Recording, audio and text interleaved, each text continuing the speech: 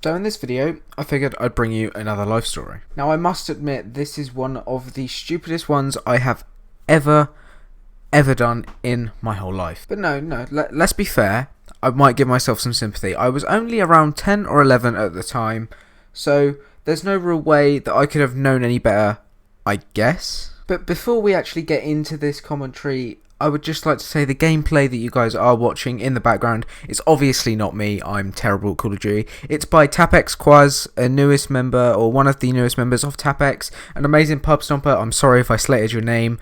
It's just the fact that I'm terrible with names. But getting back onto the general topic, I was around 10 or 11 at the time, and I was actually at school with a bunch of my friends. Now, being 10 or 11 years old in the UK is basically being at your first year of secondary school, which is sort of like the next step up to your final years at school. You've then got 5 years after that, or 4 years after that, and you effectively finish school going on to college, which is what in the US call university.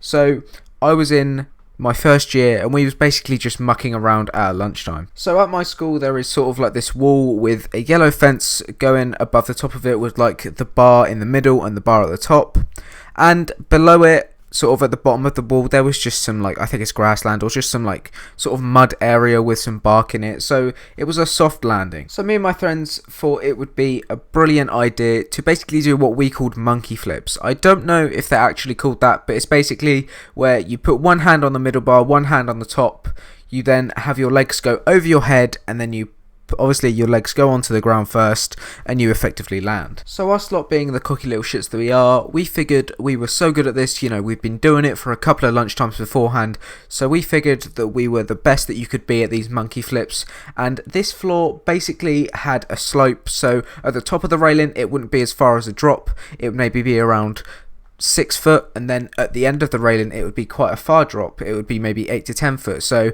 for us, for our age at the time and our height, that was quite far. That was probably double, or not triple, but a lot higher and a lot taller than we was. So as I said, me being the cocky little shit that I was, I figured I was so good at this and I would slowly, gradually make my way up the railing until I got to the top. So I had made it. I had got to the end of the rail. The 8 to 10 foot drop is the one that I would be doing next. So I went for it. I had my legs go over my head and then I land. Now this landing wasn't like any I'd had before. This landing hurt. It hurt a lot.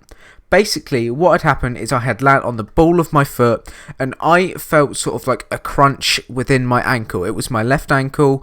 I felt sort of like a crunch in the back of my ankle, and I tried to walk back up the stairs and I couldn't. I effectively collapsed, nearly fell over, held onto the rail, and I just couldn't move. So my dickhead of friends thought it would be funny to laugh at me and say, oh, get up, you're fine and all of that, just carry on. So I tried to get up, and once I got to the top, I decided that it was time to stop and it was time to get a teacher. So we got my head of year at the time, my progress leader, who came over, and she said, now what have you done? And I said, all I know is my ankle hurts a lot. So they took me to the nurse, or they tried to take me to the nurse, and then they couldn't do anything. So she said, fine, we have to get an ambulance or someone to take you to the hospital here.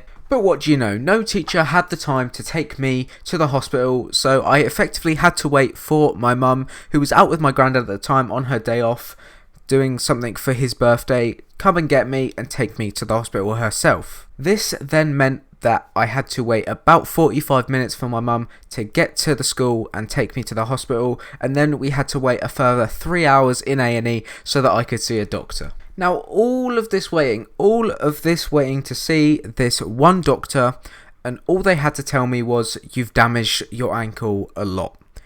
As if I didn't know that already. So me and my mum had to then wait a further half an hour just so they could do an x-ray on my ankle, and then we finally got the results back. The thing that we had been waiting for so long. So to add on to the frustration of me having to wait for the best part of 6 hours in this day just so that I could go to the doctor and know what's wrong, they then decided to tell me that I had done soft tissue injury to my ankle and I would not be able to play football or soccer for another 4 months.